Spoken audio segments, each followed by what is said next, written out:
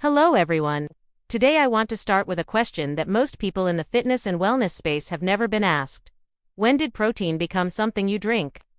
For the entirety of human history, protein was a food. It came embedded in an animal, a legume, an egg, a handful of seeds, surrounded by fiber, fat, water, micronutrients, and structural complexity that the digestive system was built to process over time. The protein did not arrive alone. It arrived as part of something whole. The protein powder industry changed that. It extracted the protein, isolated it, concentrated it, combined it with sweeteners and stabilizers and flavor systems, and sold the result as a superior delivery mechanism for a nutrient that was never meant to be delivered that way. And an entire generation of health-conscious people accepted that framing without questioning what the extraction process costs the gut that receives it. Today I want to ask that question clearly.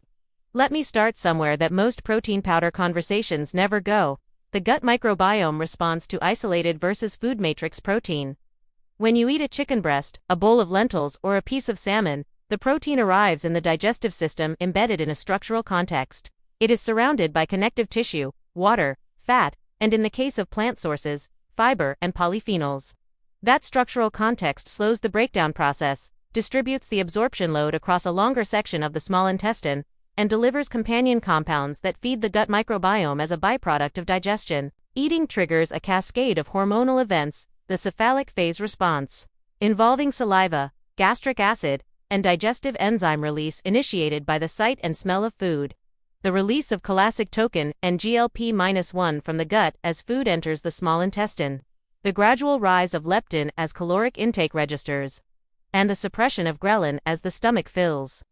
This cascade is designed around solid food that requires chewing, that has physical volume, that takes time to digest. A protein shake bypasses most of this cascade. According to research, liquid caloric intake produces significantly blunted cholecystokinin and GLP-1 responses compared to equivalent solid food intake, resulting in reduced satiety signaling, faster gastric emptying, and a less complete hormonal record of the meal.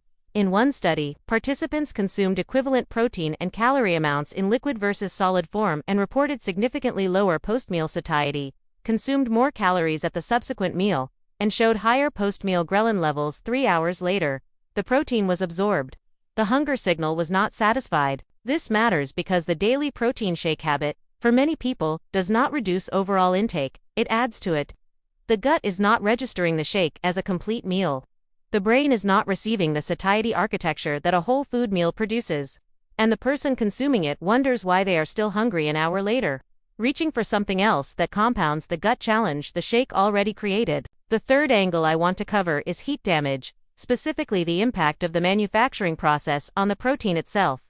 Whey and casein protein powders are produced through processes that involve significant heat exposure at multiple stages, spray drying, pasteurization, and in some cases additional processing to achieve the isolate or hydrolysate forms. These heat processes denature the protein, which changes its three-dimensional structure.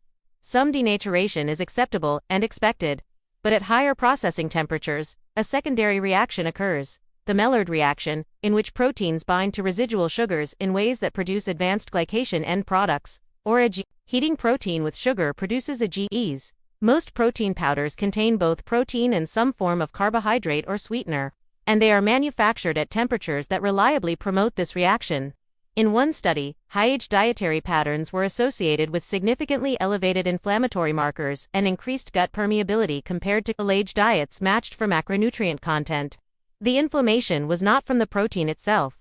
It was from what the manufacturing process had done to it. The fourth angle, and the one I find most clinically relevant, is the gut microbiome displacement effect.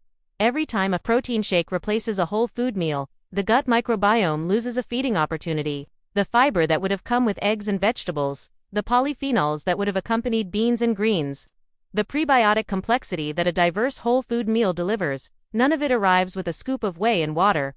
The gut bacteria that depend on these inputs go unfed.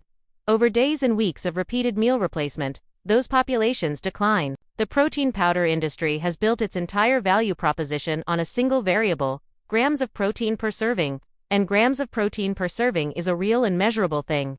But it is not the only thing the gut cares about when it receives a scoop of processed, isolated, heat-treated protein in a liquid medium stripped of all the structural context that protein normally arrives in. The gut cares about fermentation load. It cares about the satiety hormone cascade. It cares about age content.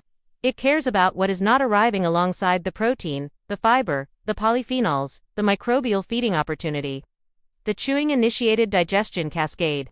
And when those things are consistently missing, the gut reports it in the bloating that follows a shake, in the hunger that returns too quickly, in the inflammation that builds quietly over months, in the microbiome that narrows without ever announcing why. You do not have to stop using protein supplements entirely, but you do have to stop treating them as nutritionally equivalent to the whole foods they are replacing. They are not. And your gut has probably been trying to tell you that for longer than you realized. I hope this gave you a genuinely different lens on something you may have considered settled. Drop a comment and tell me what your protein habits look like. I read everything. If this was useful, hit the like button and share it with someone who starts every day with a shake and wonders why their gut is still not right. And if you're new to Nutriflow, subscribe and hit the bell. See you in the next one.